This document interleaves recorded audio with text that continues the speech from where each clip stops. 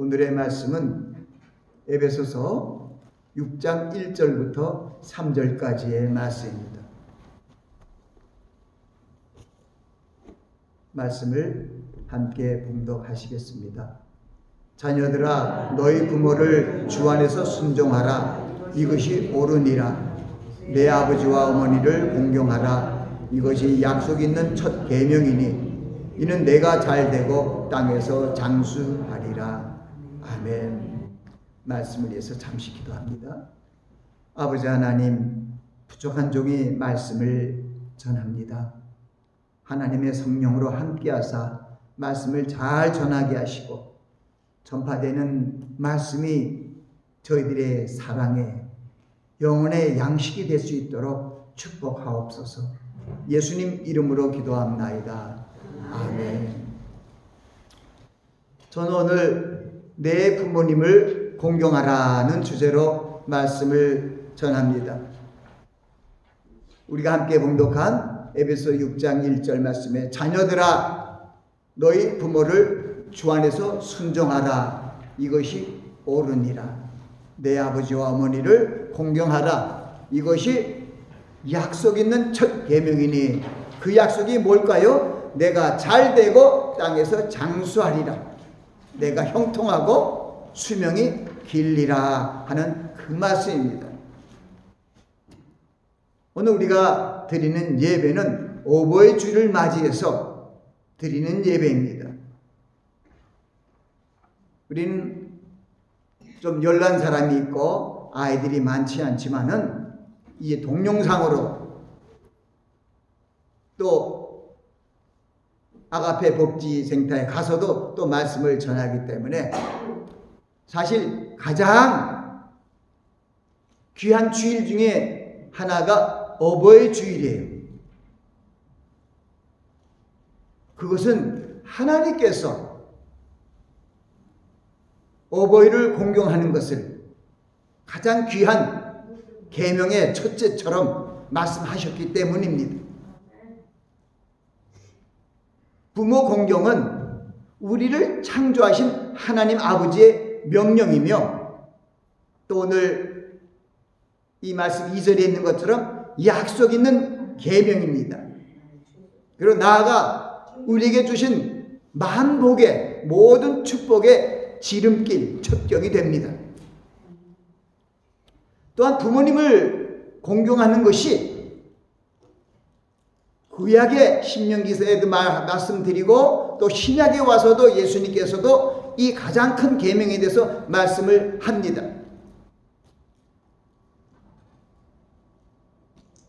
하나님께서 우리에게 주신 많은 계명 중에 그 율법 중에 가장 중요한 것이 십계명이고 이 십계명을 다시 둘로 대별하면은 하나님을 사랑하라는 계명과 이웃을 사랑하라는 계명, 이 두 계명입니다.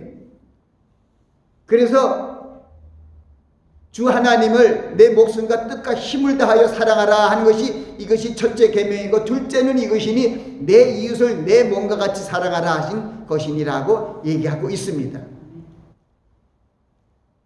왜 이렇게 사랑의 계명에 대해서 강하게 얘기할까요? 우리가 잘 알고 있는 사랑의 장인 고린도서 13장의 마지막 절은 믿음, 소망, 사랑 이 세 가지는 항상 있을 것인데 그 중에 제일은 사랑이라고 말씀합니다. 사랑의 힘이 위대한 것이죠. 꼭 어떻게 그것을 구분해서 얘기하긴 참 뭐하지만 믿음, 소망, 사랑 이 세 가지 중에 제일은 사랑이라는 것은 믿음의 대상은 하나님이고 소망의 대상은 하나님입니다. 근데 사랑의 대상이 하나님도 되고 하나님께서 우리를 사랑하는 서로 사랑하는 것입니다. 일방적인 것보다는 쌍방적인 것이 더 힘이 세다는 얘기죠. 그래서 사랑이 가장 큰 힘을 가진 하나님의 능력이 나타나는 그런 하나님의 섭리를 이루는 것이라고 얘기합니다. 우리가 오늘 함께 봉독한 교동문은 요한일서 4장 7절부터 이르는 말씀입니다. 이 성경을 보면은 사랑에 대한 귀한 말씀, 사랑장이라고 일컫는 것이 고린도전서 13장이 있는가 하면은 요한일서 4장 말씀이 있습니다. 근데 고린도전서 13장의 말씀은 바로 10계명의 5계명부터 10계명까지 부모님을 공경하고 이웃을 사랑하는 계명이고, 그리고 요한일서 4장의 말씀은 하나님의 사랑에 대해서 하나님을 사랑하는 10계명 중에 1계명부터 4계명까지 내주 하나님을 사랑하고 공경하는 거기에 대한 말씀이 요한일서 4장에 있는 말씀입니다. 그래서 제가 사랑장을 두 개로 구분을 해서 하나님의 사랑을 얘기할 땐 요한일서 4장 말씀을 가지고 말씀을 전하고, 우리 인생들의 사람들의 사랑에 대해서 말씀을 전할 때는 고린도전서 13장의 말씀을 가지고 말씀을 전합니다. 우리가 함께 교독한 요한일서 보면은 거기에 굉장히 중요한 말씀이 있습니다. 우리를 보고 뭐라 그랬냐면 믿음의 자녀들아, 또 신앙의 자녀들아 이렇게 얘기하지 않고 사랑하는 자들아. 여러분들은 사랑하는 자들이에요. 믿음의 사람보다, 소망의 사람보다 사랑하는 자가 더 높아요. 믿음, 소망, 사랑 이 세 가지는 항상 있을 것인데 그 중에 제일은 사랑이라. 제가 오늘은 이 하나님의 사랑과 또 우리에게 예수 그리스도께서 요한복음 13장 34절 말씀을 통해서 우리에게 새로 주신 세 계명, 서로 사랑하라는 그 사랑에 대한 메시지를 전합니다. 제가 좀 전에 말씀드린 것과 마찬가지로 바로 신명기부터 얘기하신 이 가장 큰 계명, 우리 하나님 여호와를 목숨을 다하고 힘을 다하여 뜻을 다하여 사랑하는 그 첫째 계명, 그리고 둘째는 이것이니 내 이웃을 내 몸과 같이 사랑하라 하는 이것이라고 말씀하셨습니다. 정말 전심을 다하여 주님을 사랑하고 또 전심을 다하여 이웃을 사랑하라는 말이죠. 이것이 10계명의 요약입니다. 주님께서 크리심산과 에발산에서 이 계명들을 다 선포하게 하셨어요. 이 하나님이 주신 10계명을 위시한 모든 계명은 하나님께서 모세라는 지도자를 통하여 호렙산에서 부르시고 하나하나 친수로 기록해 주시고 또 들려주시고 하신 생명의 법이고 율법입니다. 때로는 우리가 로마서 말씀을 이렇게 보다 보면 율법이 폐해진 것 같은 이런 어떤 생각을 갖고 있는 분도 있는데, 율법은요 거룩하고 의롭고 선하신 법이에요. 왜? 율법은 누가 내리셨죠? 하나님이, 거룩한 하나님이, 의로우신 하나님이, 선하신 하나님이 우리 인생들에게 처음 내려준 법이 바로 10계명을 위시한 613가지 계명이에요. 그 얼마나 계명이 중요합니까? 근데 이 613가지의 계명을 줄이면은 10계명이 되고 10계명을 줄이면 가장 큰 계명이 되는 것입니다. 결국 사랑이 최고라는 것입니다. 그래서 사랑을 하는 자가 율법을 이뤘다고 얘기하는 것은 굉장한 뜻이 있습니다. 그리고 하나님께서 우리에게 예수님을 통하여 세 계명을 주신 것은 한 영혼을 천하보다 귀하게 여기는 우리 인생들을 사랑하시는 하나님께서 한 영혼을 위하여 한 영혼이라도 더 구원하시기 위하여 하시는 섭리가 사랑의 섭리예요. 그래서 사랑이 위대한 겁니다. 예수님께서 우리에게 왜 서로 사랑하라는 계명을 주셨을까요? 구약에는 내가 너희를, 주님께서 그것을 다 얘기합니다. 내가 너희를 사랑한 것 같이 너희도 서로 사랑하라는 말을 하는데, 구약 시대에는 내 이웃을 내 몸과 같이 사랑하라고 했습니다. 내 몸처럼 사랑하라 했습니다. 그것은 하나님께서, 지혜의 원천이신 하나님께서, 창조주 하나님께서 바로 사랑이 모든 것을 온전히 하게 하시고 온전히 세우는 것을 알기 때문에 사랑으로 행하시는 것입니다. 우리가 요한일서 4장에 이르는 말씀을 보세요. 사랑하는 자들하고 우리가 서로 사랑하자. 우리가 서로 사랑하자. 그리고 사랑은 우리가 아니에요. 하나님께 속한 것이니 사랑하는 자마다 하나님께로 나서 하나님을 알고 사랑하지 아니하는 자는 하나님을 알지 못하나니 하나님은 사랑이심이라. 하나님이 뭐라고요? 사랑이심이라. 하나님이 믿음이시란 말 들어본 적 있어요? 없죠. 하나님 우리 믿음의 대상이죠. 하나님은 사랑이시란 것은 우리가 하나님과 함께 서로 교통하는 것이 사랑밖에 없어요. 요한일서 3장 18절에도 그래서 이 사랑이 얼마나 중요한데 너희들 말과 혀로만 하느냐? 사랑하는 자들아, 우리가 말과 혀로만 사랑하지 말고 행함과 진실함으로 하자는 것은, 그렇게 안 하면 하나님께서 기뻐하지 않아요. 예수님을 통해서 세 계명을 주신 것도 서로 사랑할 때 하나님이 기뻐하신다는 거예요.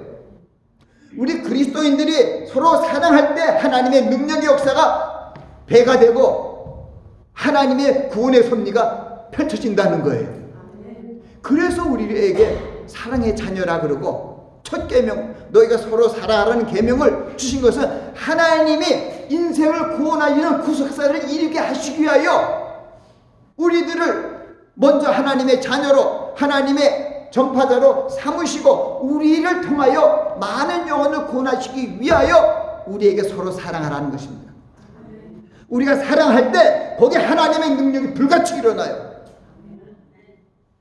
우리가 하나님의 말씀을 사랑 안에서 증거할 때 하나님께서 역사하시고, 우리가 사랑의 행함을 할 때 우리 안에 계신 성령께서 하나님의 능력을 충만케 해서 하나님의 뜻을 이뤄나간다는 거예요. 황무지가 장미꽃같이 피는 것을 볼 때 거기는 하나님의 사랑의 역사가 있는 거예요. 그래서 우리 보고 사랑하라는 거예요. 믿음, 소망, 사랑, 이 세 가지는 항상 있을 것인데 그 중에 제일은 사랑이다. 제가 가끔 귀한 설교자의 설교를 듣기도 하는데 제가 마음이 아픈 것은 한쪽으로 치우친 분들이 많아요. 말씀의 삶이라고, 말씀에 대해서 그렇게 하는 분이 있고, 또 기도에 대해서 기도하는데, 그런데요, 아니에요.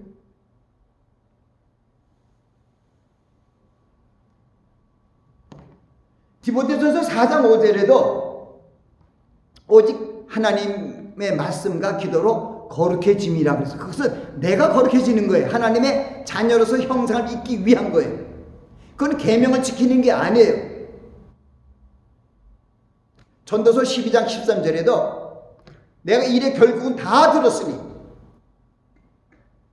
하나님을 경외하고 그 명령을 지킬지어다. 이것이 사람의 본분이라고 얘기를 해요.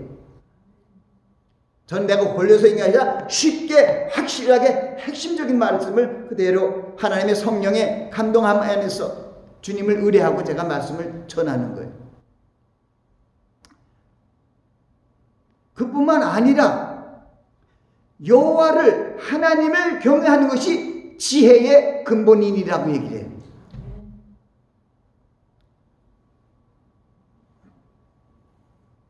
우리가 그 하나님의 말씀들은 우리에게 가장 중요한 것이 무엇인지를 우리에게 알려줘요. 하나님을 경외하고 그 명령을 지키는 것이 최고예요. 그것이 우리 인생의 본분이라는 거예요. 말씀도 하고 기도도 하고 이건 아니에요. 본분은 아니에요. 우리는 말씀을 먹고 살아야 되는 거예요. 사람이 떡으로만 살 것이 아니요 하나님의 입에서 나오는 모든 말씀으로 살 것이니라. 우리 영의 사람이 살기 위해서 하나님의 말씀을 먹어야 되는 거예요. 그리고 내가 하나님의 뜻을 바르게 행하기 위하여 성령 안에서 기도하는 거예요. 그러나 하나님께서 한 영혼이 천하보다 귀하게 여기는 하나님께서 우리를 구원하시고 우리를 통해서 잃어버린 한 영혼을 찾으시려는 하나님의 뜻은 사랑 안에서 계명을 행하는 거예요. 주님께서 복음서를 통해서 그 말씀을 우리에게 얘기하셨어요. 어떤 사람이 들여서 100마리의 양을 키우는 거예요. 복음서마다 여기는 산에서 키워요. 그런데 한 마리를 잃어버렸어요. 근데 한 마리의 양을 찾기 위하여 99마리 양을 두고 그 한 마리의 양을 찾아다녀요. 그리고 찾으면 기뻐하는 거예요. 그 기뻐하는 것이 의인 99으로 인하여 회개할 것이 없는 의인 99으로 인하여 기뻐하는 것보다 더 기뻐한다는 거예요. 그것은 무슨 얘기냐면 성령을 우리에게 주신 이유도 성령의 권능, 하나님의 권능을 힘입어서 사랑의 메시지를 전파해서 많은 사람을 영혼구원을 하라는 것이 하나님의 뜻인 것이죠.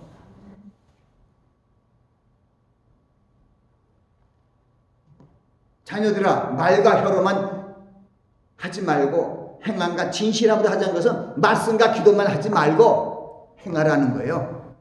그 뜻을 오늘 말씀하면서 기도하면서 그게 자꾸 그렇게 확 쑥 들어오더라고요. 사랑하는 자, 말과 혀로만 사랑하지 말고 행함과 진실함. 말을 사랑해. 뭐예요? 말씀을. 혀를 사랑해. 우리 기도해요. 그런데 고린도전서 13장에는 뭐라고 얘기하냐면 내가 천사의 말, 사람의 말과 천사의 방언을 사람의 말과 천사의 말, 참 고백을 할지라도 사랑이 없으면 소리나는 구리와 울리는 괭가리가 된대요. 내가 찬송을 잘하는 천사의 말을 하고 방언 기도도 하고 방언을 한다 할지라도 사랑이 없으면 구리 울리는 거죠. 구리로 때리고 울리는 꽹과리와 같은 그런 게 된다는 거예요. 사랑 없는 기도는 헛거예요. 사랑 없는 믿음은 헛거예요. 그러니까 너무 잘못 치중하지 말고 똑바르게 하나님의 말씀을 알고 나가야 돼요. 그것이 고린도전서의 13장 사랑장, 이 사랑의 모든 율법을 이룬다 하면서 그 사랑장의 말씀을 이렇게 주셨다고요. 내가 사람의 방언과 천사의 말을 할지라도 사랑이 없으면 소리나는 구리와 울리는 괭가리가 되고, 내가 예언의 능이 있어 모든 비밀과 모든 지식을 알고 산을 옮길 만한 모든 믿음이 있을지라도 사랑이 없으면 내가 아무것도 아니에요.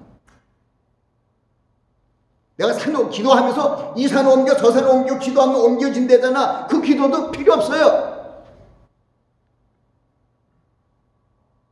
아무것도 아니래. 그거 대단한 말씀이잖아요. 이 사랑에 대한 게 얼마나 메시지가 강한데, 하나님은 사랑이시다 하면서 사도 베드로를 통해서, 아니 사도 바울을 통해서 고린도 교회에 주신 이 말씀을 통해서 우리에게 이 사랑에 대한 핵심을 얘기하잖아요. 내가 예언의 능이 있어 모든 지식과 모든 비밀을 알고 산을 옮길 만한 모든 믿음이 있을지라도, 말씀을 다 통달했어요. 모든 지식, 예언의 능이 있으니까 다 알고 모든 비밀, 그리스도의 비밀을 다 알아. 기도의 능력이 있어 산을 여기서 옮겨서 저 손으로 바다에도 던질 수도 있어요. 근데 사랑이 없으면 I'm nothing. 성경은 그래서 그건 영어를 치고요. I'm nothing. 아무것도 아니에요. 그리고 나아가서 내가 나에 있는 것을 구제하고 내 몸을 불사르게 내어줄지라도 사랑이 없으면 내게 아무 유익이 없느니라고 얘기를 합니다. 이게 우리 인생들이 서로 사랑하는 모습 속에서 있어야 할 모습들이 그 다음에 흐르고 있어요. 거기도 보면 사랑의 맨 처음에 사랑에 대해서 설명하는 게 처음이 뭐냐면 인내, 오래 참는 것. 그 사랑은 내 혼자와 사랑은 이 상대성 있는 것이 가장 먼저예요. 여러분들 열매를 맺지 않으면 천국 못 들어갑니다. 주여 주여 하는 자마다 다 천국에 들어갈 것이 아니요 하늘에 계신 내 아버지의 뜻대로 행하는 자라야 그날에 들어가리라. 그 말씀 전에 그 열매로 그를 알리라. 그 전에 거짓 선지자를 삼가라. 저는 말씀을 할 때 이 말씀 안에서 열매를 맺는 설교를 자꾸만 해요. 열매를 맺게 해야 돼요. 열매를 맺게 안 하면 그건 거짓 선지자가 돼요.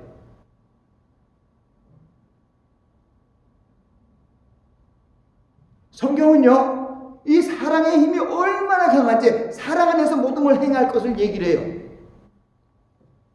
갈라디아서 5장 22절 23절에는 우리 안에 계신 성령이 나를 도와서 맺게 하는 열매가 9가지 열매가 있어요. 그런데 가장 중요한 것이 뭐냐면 사랑이에요. 그래서 제가 기도할 말씀을 전할 때도 누구의 어떤 가르침이 있을 때도 이 성령의 9가지 열매 순서를 틀리게 절대 안 해요. 하나님의 말씀이 1.1에 틀림이 없고 쭉 흐름이 정연해요. 그대로 하는 거예요. 처음이 사랑이에요. 우리가 열매를 맺어야 되는데 우리에게 제일 첫 번째 열리는 게 뭐라고요? 사랑. 그래서 여러분에게 주님께서 여러분에게 무슨 계명을 줬다고요? 서로 사랑하라. 여러분들이 사랑의 열매가 열리지 않으면 나띵이에요. 다른 열매는 더 안 열려요. 사랑의 열매가 열려야 기쁨이 있어요. 그걸 희락이라 그래. 기쁨이 있어야 내 앞에 평강이 와요. 그걸 화평이라 그래. 이것은 내 안에 내가 주님 안에서 성령 안에서 사랑 안에서 행하는 내 마음 속에서 내 안에 맺혀지는 거예요. 내가 사랑을 행하고 내 안에 맺혀. 내 안에 내 속사람 안에. 그리고 네 번째, 다섯 번째, 여섯 번은 내가 서로 사랑할 때, 이웃에 대해서 사랑할 때 열리는 열매가 오래 참은 자비 양선이에요. 예수님께서도 선한 사마리아 비유를 통해서 사랑의 계명을 설명할 때 자비를 베푼 자이다. 그 자가 누구예요? 강도당한 사람을 살리시기 위하여 거반 죽게 된 사람을 자기 짐승에 태우고 그리고 포도주와 올리브로 소독하고 앗던 다음에 밤새 동안 그를 치료하다가 주막 주인한테 말합니다. 이 사람을 치료해달라. 부비가 들고 경비가 더 들면은 내가 돌아올 때 갚아줄 때니까 치료해달라. 그 전에 있었던 사람은 누굽니까? 제사장과 율법인이 그 죽음을 강도를 만나서 거반 죽게 된 사람을 보고 피하여 간 사람이 두 사람이에요. 그러면 제사장 예수님께서 얘기해. 누가 너희 이웃이냐? 누가 이웃이죠? 사마리아인. 너도 그것처럼 행하라. 하나님의 메시지는 심플해요. 아주 어렵지 않아요. 주님이 그렇게 설명하세요. 우리는 열매를 맺어야 돼요. 그래서 요한복음 주님께서 열매 맺는 비결을 알려주신 것이 가장 좋은 예가 주님이 내가 포도나무다. 내가 참 포도나무야. 너희는 가지야. 연합의 비밀을 알려주셨어요. 너희가 내 안에 있고 내 말이 너 안에 구하면 무엇이든지 원하는 대로 구하라. 그리하면 이루리라 그랬어요. 그거는 하나님의 말씀 안에서 열매 맺는 비결을 알려준 거예요. 그런데 그 요한복음 15장 1절부터 그 바로 서두에 있는 말씀들은 그냥 넘기면 안 돼요. 예수님께서 친히 말씀하셨잖아요. 창조주 하나님이시고 태초부터 계신 말씀의 하나님이신 예수님께서 이 열매 맺지 않으면 죽을 수밖에 없는 인생들을 향하여 제자들을 향하여 얼마나 마음을 다해서 그 설교를 했을까요? 내가 참 포도나무여 너희는 가지니. 내게서 가지를 열매를 맺지 않는 가지는 아버지 하나님께서 찍어버린다는 거예요. 바르고 나와서. 내게 있어, 주 안에 있어서 주여 주 하면서 열매 맺지 않는 사람은 찍어버린다는 거예요. 그리고 열매 맺는 자는 더 많은 열매를 맺게 하기 위하여 깨끗게 하여 주신다는 거예요. 그렇죠. 더 열매를 맺으면 그 나무를 잘 갈라주고 전정을 해주고 잘 깨끗해 더 많은 열매가 맺게 돼요. 그걸 성령님께서 해주시는 거예요. 근데 그렇게 열매를 맺게 되면, 사랑의 열매를 맺게 되면 성령께서 더 아주 큰 능력으로, 하나님의 모든 능력으로 우리를 도와주셔서 희락과 화평과 오래 참과 자비와 양성과 충성과 온유의 열쇠가 주렁주렁 열리게 된다는 거예요. 그러니까 먼저 우리가 주님 안에서 사랑의 열매가 있어야 돼요. 그래서 세 계명을, 서로 사랑하는 계명을 하라고 그걸 주신 거예요. 한 계명을. 사랑하지 않으면 열매를 맺지 못해요. 열매 안에서 희락이란 열매가 생기고 화평이란 열매가 생기고, 내가 내 안에 사랑이 있어야 이웃의 전도가 돼요. 그래서 나가서 네 번째는 오래 참음 자비 양선. 내가 이웃을 만나는 사람들 오래 참고 사랑을 전해. 사마리안처럼 힘든 사람들을 도와주면서 사랑을 전해. 이렇게 자비 양선. 모든 사람에게 순하게 대해주는 거예요. 사람마다 다르지만 그게 양선이에요. 그게 성령의 열매로 열리는 거예요. 그래서 내가 맺혀져야 하는 열매가 사랑과 희락과 화평이고, 서로 사랑하는 가운데 맺혀지면 상대방을 향해서는 오래 참아주니까, 자비를 베푸니까, 선하게 대해주니까, 거기서 열매 맺는 게 오래 참음, 자비, 양선의 열매가 세 가지 또 열리는 거죠. 우리가 보는 바 형제를 사랑하지 않으면 보지 못하는 바 하나님을 사랑할 수가 없어요. 요한일서 4장 그 뒷번절에 21절까지 흐르는 그 말씀이에요. 하나님을 사랑하노라 하고 형제를 사랑하지 않는 자는 거짓말하는 자니, 보는 바 형제를 사랑하지 아니한 자가 보지 못하는 바 하나님을 사랑할 수가 없느니라 그랬어요. 그래서 우리가 내가 사랑 안에서 열매를 맺고 이 서로 사랑 안에서 열매를 맺어야 하나님께 나아가서 예배를 드리고 하나님께 기쁨을 드리고 하나님께 열매를 드릴 수 있는 게 충성과 온유와 절제. 맡은 자에게 구할 것은 충성. 모세도 얼마나 멋있어요. 온유한 자라 그랬잖아요. 그런 민대배 사람들은 절제하는, 남을 나보다 낫게 여기고, 원수를 할지라도 이른버리 7번까지 더 이상 사랑할 수 있는 그런 마음들. 그래야 우리가 하나님의 자녀로서 빛과 소금의 행실을 행한 자로서 인정하는 거예요. 마태복음 5장 16절에는 처음에는 소금의 직분이지만 뒤에는 마지막 빛의 직분에 대해서 나옵니다. 16절에 뭐라고 말씀합니까? 너의 빛을, 너의 착한 행실을, 그러니까 너의 착한, 사람들에게 비춰서, 너의 빛을 이웃에 비춰서 사람들에게 비춰서 너의 착한 행실을 보고 그 사람들이 하나님 아버지께 영광을 돌리게 하라. 그게 전도의 핵심이에요. 그렇게 전도하면 전도가 돼요. 우리가 빛과 소금의 직분은 뭡니까? 그래서 사랑 안에서, 원수까지 사랑하는 마음에서, 그 영혼을 귀히 여기는 마음에서, 그 강도당한 사람들, 그 사람들이 강도당한 사람들이에요. 지금 천국 못 가고 다 지옥을 하는 그런 강도당한 사람들을 사랑하는 마음에서 주님의 사랑으로 다가가서 그들을 치료해주고 도와주고 먹을 걸 주고.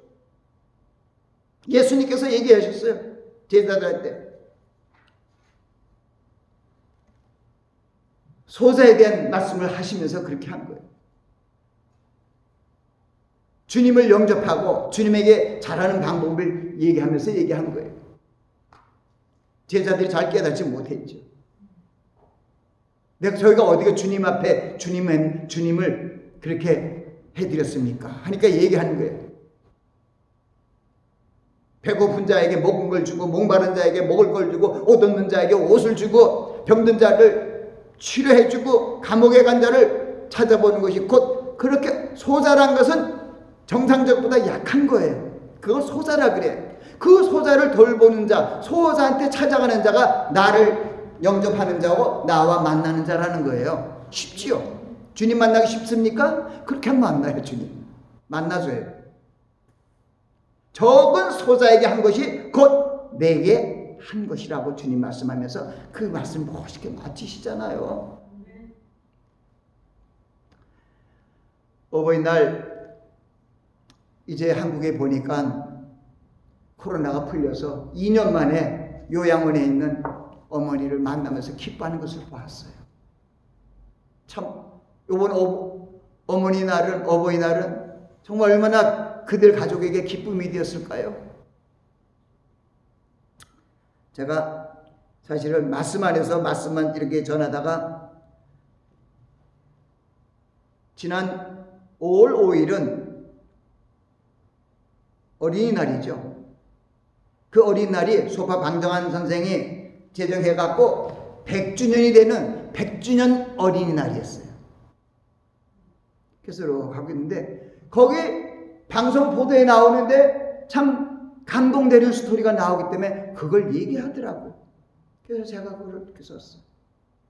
우리가 지금 어버이날에 우리 어버이 마음이 그런 거고 자녀들이 그런 어버이 마음을 알고 부모를 공경하라는 그런 뜻이 있어요.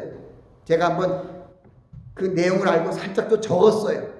그래서 한번 여기다 적어놨어요. 제가 그리고 제목도 붙였어요. 아름다운 이별. 근데 그것은 내용이 12세 김상현 군 별세 소식. 의사를 꿈꾸던 12살의 어린 학생이 4월 6일 갑작스러운 두통으로 인해 병원에 입원했습니다. 검진해보니 김 군이 뇌동맥류 파열로 뇌사 상태에 이르게 되었고 중환자실에서 치료를 받았으나 호흡이 소실되고 이제 뇌사 상태로 추정에 이르게 되었습니다. 가족들이 아들의 착한 뜻이 한 것은 이 아들이 의사 되겠다고 그런 꿈이 있었어요. 어머니가 손이 아팠던 모양이에요. 그래서 내가 의사가 되어서 어머니 손을 고쳐드리겠다고 그런 뜻을 가진 애였는데 그렇게 뇌사 상태에 이르러서 마지막 시간을 맞게 했을 때 가족들이 아들의 착한 뜻을 생각하며 아들의 장기를 병든 아이들에게 기증하기로 어려운 결정을 내렸습니다. 엄마의 아픈 손목을 치료하기 위해 의사가 되겠다고 꿈꾸던 착한 아들의 죽음이 헛되지 않도록 아들의 심장과 장기를 5명의 아이들에게 새 생명으로 주고 하늘나라로 떠났습니다. 이 김군 가족의 헌신적인 모습을 보고 정경을 포한다는 방송국의 보도를 제가 본 것입니다. 저도 이들의 모습을 보면서 참 아름다운 이별이라는 제목으로 이 글을 올리게 되면서 거기에 조금 마음이 아픈 것은 내가 상현이의 딸, 상현이가 그 아들 12살 아들이에요. 근데 엄마가 이런 글을 마지막 그 아들에게 올린 것 같아요. 내가 상현이의 딸로 태어나 아들과 만나겠다는 거예요. 그 죽는 그 아들. 그 아들이 또 이제 어떻게 된지 거기에 딸로 태어나가. 우리 기독교의 어떤 교리하고는 다른 거죠. 불교의 교리, 윤회설입니다. 그런데 어쨌든 그 부모의 마음이 얼마나 자식을 사랑하는 마음이 아팠으면 그렇게 했을까. 내가 다시 태어나면은 우리 아들이 결혼하면 또 자식을 낳게 되면 그 딸로 태어나겠다는 것이죠. 저도 얘기를 들으면서 이렇게 기독교인들도 아닌데 타종교인들인데 아주 그 아름다운 사랑을 자기 아들의 뜻을 전한 것을 이렇게 보면서 저도 조금 마음이 이렇게 있었어요. 여러분에게 그 얘기를 해요. 사람 일은 몰라요. 언제 무슨 일이 일어날지 몰라요. 근데 제가 굉장히 건강해요. 생각보다 너무 건강해요. 무슨 뭐 치료받는 것도 없고 큰 수술도 없고 몸이 장기가 든든한데, 내가 혹시라도 뭐 교통사고가 난다든가 어려운 일을 당해서 죽게 되면은, 그때 그 임박한 그때 내가 말을 못하게 될 때, 우리 교인들 가족들은 내 장기를, 지금 간을 기다리는 뭐 이제 피를 거리는 사람들, 뭐 여러 사람들이 많잖아요. 그런 사람들에게 기증하고 하겠다는 마음이 확신해졌죠. 예전부터 내 드라이브 라이선스는 도노라는 곡이 있어요. 내가 드라이브 라이선스도 곡이 그런 게 있어요. 근데 제가 사실 여러 가지 신앙 안에서 좀 이렇게 그러는데, 그게 사랑이면 최고예요. 사랑이 모든 걸 덮어요. 그러다가도 다니엘서 12장 2절에 거기에 보니까 하나님께서 티끌 같은, 세상의 티끌 같은 데서 그 생명을 부활시키더라고요.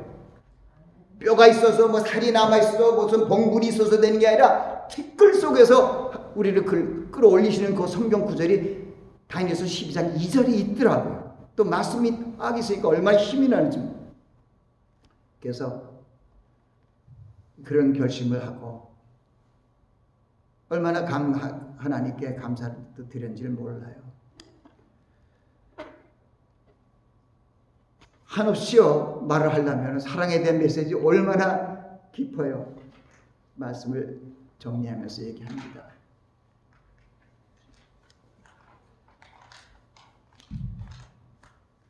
우리 십계명이 사랑의 계명인 것은 당연한 말씀입니다. 하나님의 구속사가 하나님의 사랑의 역사로 하나님의 명령을 불순종함으로 말미암아 저주를 받은 사람들을 용서하시고 사랑으로 안아주시며 다시 살리셨기 때문입니다. 죄로 말미암아 죽을 수밖에 없던 인생들을 살리기 위해서 독생자를 이 땅에 보내주시고 십자가에 달려 죽게 하신 그 아버지 하나님의 사랑을, 그 사랑의 역사를 인하여 우리가 주님을 믿는 하나님의 자녀가 되어서 천국에 가게 되었습니다.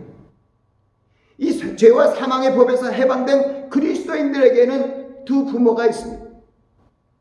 우리 육적으로 나오신 육신의 부모가 있는가 하면은 주님의 이름을 믿는 우리들에게 하나님의 자녀가 되신 아버지 하나님이 계십니다. 죄와 사망의 법 아래서 살아가고 있는 육신의 사람, 즉 옛사람은 죽게 되지만 주님 안에서 태어난 내 새 사람, 속사람은 생명의 길로, 영생의 길로 나아가게 되었습니다. 그러므로 우리 기독인들은 어버이 주일을 맞이하여 먼저 하늘에 계신 우리 아버지께 감사와 찬송과 기쁨을 돌리고 우리를 낳으신 부모님께 감사와 기쁨을 돌려야 합니다.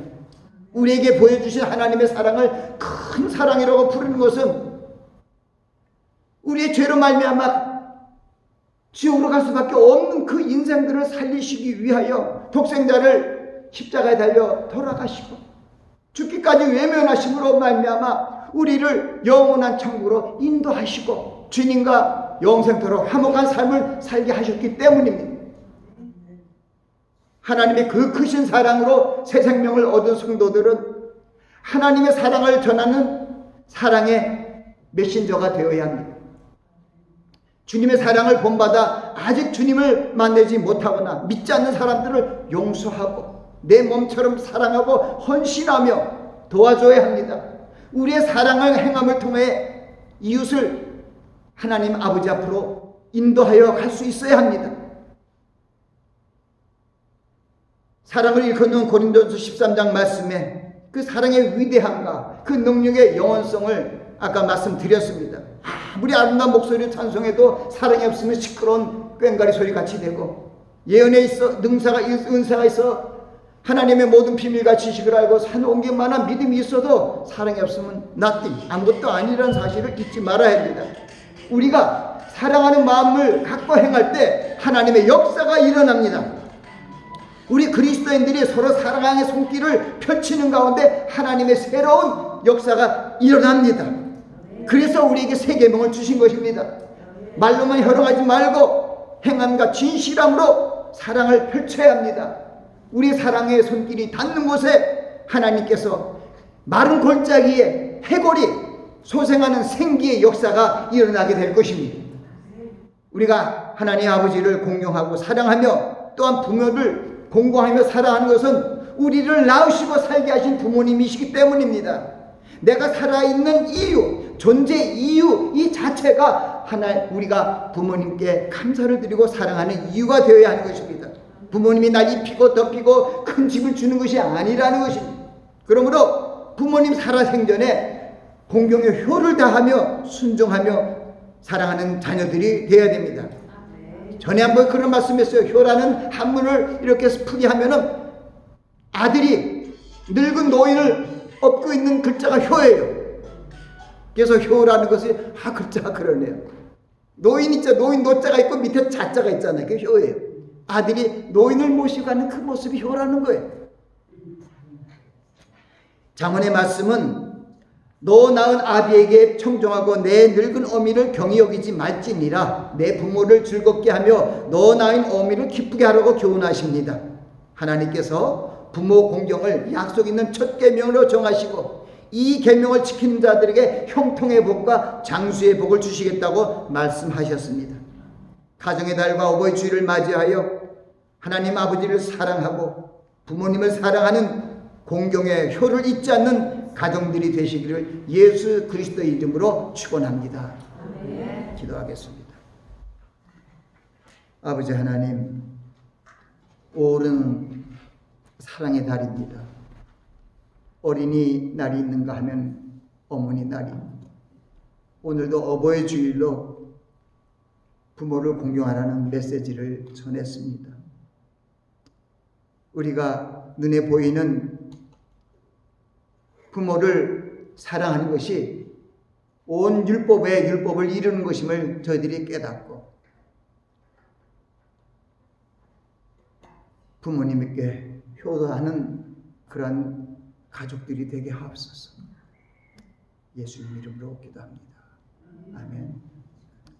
한 1분 동안 부모를 공경한다는 그런 부모를 공경하겠습니다 하는 결단의 기도.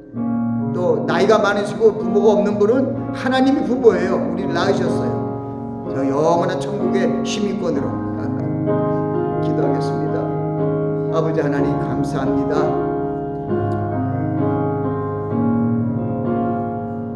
하나님을 경외하고 그 명령을 지킬지어다.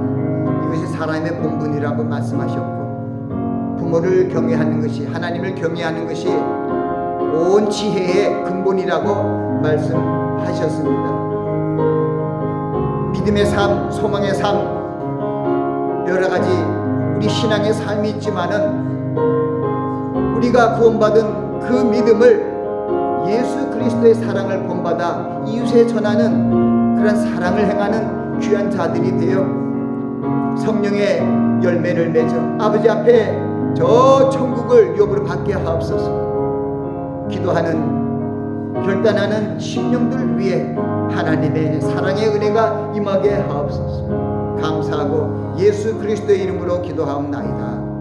아멘. 우리 일어서서 찬송가 6장 하고 축도로 예배를 필요하겠습니다.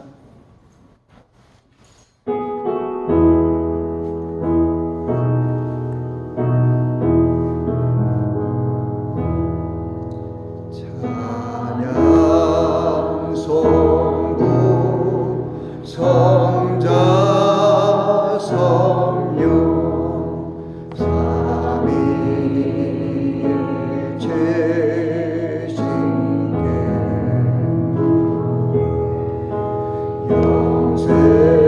영세무구 하게까지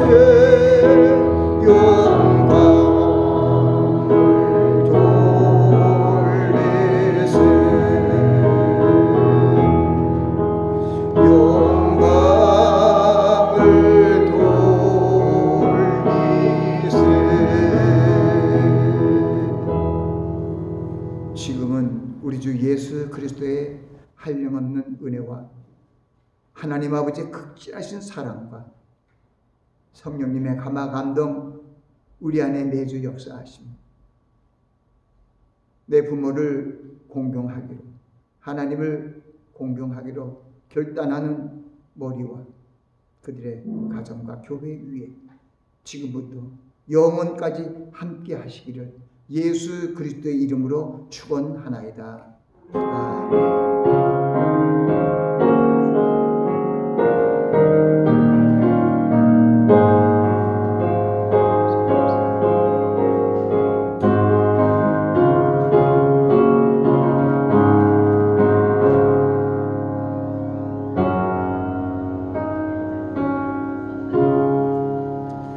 예배를 마쳤습니다. 하나님께 감사와 영광